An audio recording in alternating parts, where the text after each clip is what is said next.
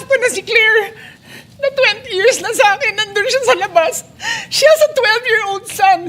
Kinuwento niya sa akin lately na tumatakbo siya, hindi niya alam kung saan siya pupunta. Kaya para sabihin niyo na walang nangyari.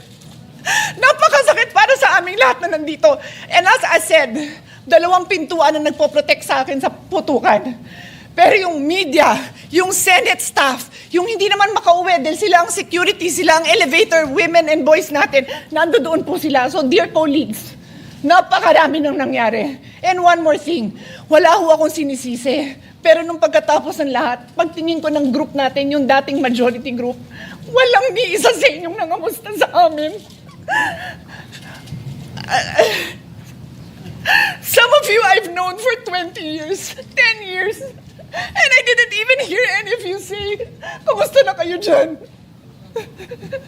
Napakasakit nun sa akin. Sobrang sakit. So yun ang masasabi ko. Yes, I am very ready to share my story, to ask questions.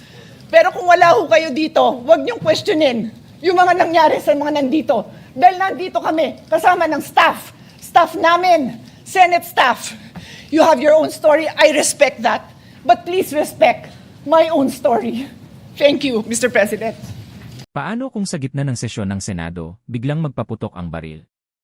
Iyan ang tanong na muling binuhay ng humagulgol si Senator Pia Cayetano sa plenary session noong Mayo 20, 2026.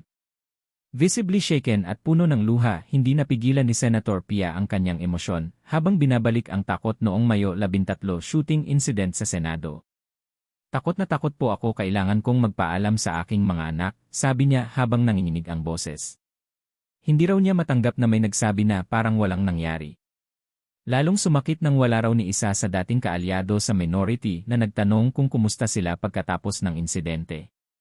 Hinawakan siya ni Senator Camille Villar at umiyak din si Senator Loren Legarda habang nakikinig. Isang eksenang puno ng drama, sakit at tanong, hanggang kailan magiging ganito ang politika natin?